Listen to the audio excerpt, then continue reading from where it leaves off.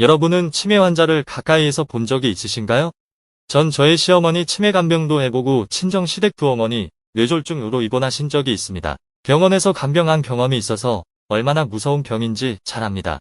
치매는 한 가족을 송두리째 무너뜨릴 수도 있는 무서운 질병이죠. 간병인 분들도 치매 환자들은 피합니다. 오늘은 치매에 걸리는 유형에 대해 알아보겠습니다. 저희 100세 건강 당당 채널은 건강하게 100세까지 당당하게 살아가기 위한 건강 정보를 전달하는 채널입니다. 끝까지 시청해주세요. 좋아요, 댓글, 구독 부탁드립니다. 의학이 발달하면서 전체적인 수명이 많이 늘어났습니다. 여성 87세, 남성 78세이라고 하는데 10년 전과 비교해도 많이 늘어났습니다. 이런 말 들어보셨나요? 재수 없으면 150살까지 산다? 수명이 정말 늘었구나 생각도 들지만 한편으로는 정말 150까지 살면 어쩌지? 정신과 몸이 멀쩡할까? 그때까지 뭐하며 살지? 걱정입니다. 그래서 치매는 재앙이라는 표현도 합니다. 많은 학자들이 치매에 대한 연구를 했지만 일단 치매로 판정이 나면 진행 속도를 늦출 뿐 근본적인 원인을 고쳐 완치를 할 수는 없습니다. 전 개인적으로 수술도 하고 유방암 수술에 항암도 해서인지 깜빡깜빡 할 때가 많고 멍해질 때도 많습니다. 정상으로 돌아온다고는 하지만 걱정이 없어지지는 않습니다. 이럴 때마다 혹시 치매 아닌가? 걱정이 많습니다. 다행히 시간이 지나면 정상으로 돌아온다고는 하나 걱정이 없어지지는 않습니다. 치매를 영화나 드라마를 통해 보신 분들은 드라마틱한 상황만을 생각하실 텐데요. 치매가 60세에 확인됐다면 59세에는 괜찮았을까요?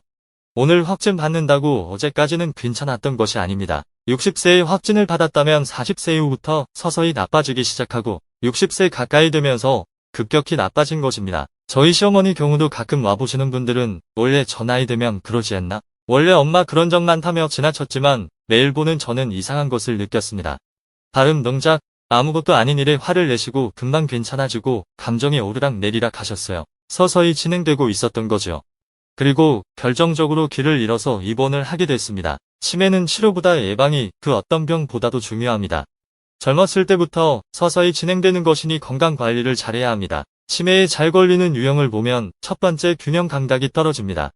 어지러워서인가 하지만 실제로 시야도 좁고 주면 물건에 걸려 넘어지는 경우도 많고 주변 시설물에 잘 부딪힙니다. 똑바로 서 있기도 힘들어하고 걸을 때에도 흔들거리거나 심지어는 침대에서 내려 올 때 낙상하는 사고가 생겨 뼈가 부러지는 경우도 있습니다. 실제 연세가 많은 경우 골절은 곧 근육 손실까지 와서 나중에 걸어다니지 못하는 경우까지 올 수 있어 조심해야 합니다. 균형 감각을 평상시에도 기르는 것이 좋은데 양팔을 벌리고 한 발로 버티기 동작을 꾸준히 연습을 해주시고 그림처럼 꼭 안 따라 하셔도 한 발만 번갈아 가며 들고 계셔도 됩니다. 그리고 식후 빠르게 걷기만 해도 균형 감각에 도움이 됩니다. 두 번째, 규율이나 규칙을 잘 안 지키는 사람이 치매에 잘 걸린다고 합니다.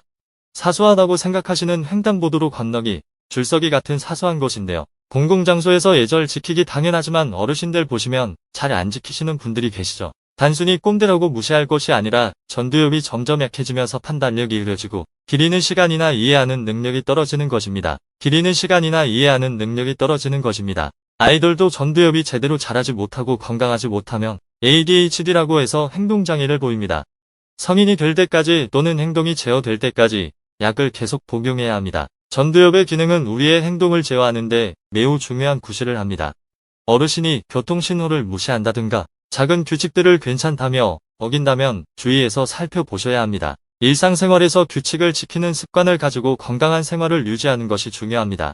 규칙을 안 지키고 안하무인이 되면 젊은 사람이든 친구든 주변 사람들이 떠나고 혼자가 돼 분노만 쌓이고 우울증에 걸리기 쉽습니다. 남이 나를 이해하기를 바라지 말고 나이 들수록 젊은 사고 방식을 이해하고 적응하는 것이 중요합니다. 세 번째, 감정 조절을 못하거나 분노 조절을 못하는 경우도 치매의 위험이 높습니다. 어르신들이 화를 잘 내시는 경우 스트레스가 증가하고 혈압과 호르몬의 변화가 일어납니다.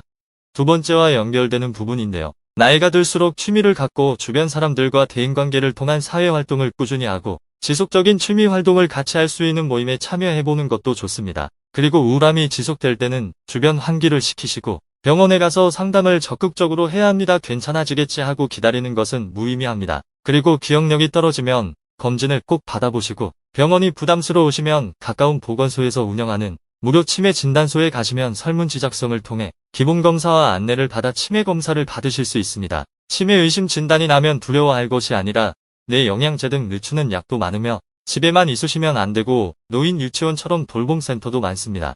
노래, 필름, 운동 등으로 전문가 분들이 돌봄을 하십니다. 계속 좋은 감정을 유지할 수 있도록 관리와 관심을 가지면 치매이지만 대인관계를 유지할 수 있습니다. 한 살이라도 젊을 때 꾸준한 걷기와 대인관계를 유지하고 자신의 감정을 잘 컨트롤할 수 있는 환경을 만들어야겠습니다. 자신의 감정을 정확히 파악하고 우울감에 빠지지 않게 하는 것이 중요합니다. 그리고 지적 호기심을 잃지 않도록 꾸준한 독서도 전두엽이 늙지 않게 하는 좋은 방법입니다. 노안으로 글씨가 눈에 안 들어오고 10페이지 읽으면 9페이지 내용이 생각나지 않더라도 꾸준한 독서는 매우 중요합니다. 그리고 혼자 하는 취미보다는 친구들과 함께 할 수 있는 취미를 찾는 것도 좋은 방법입니다.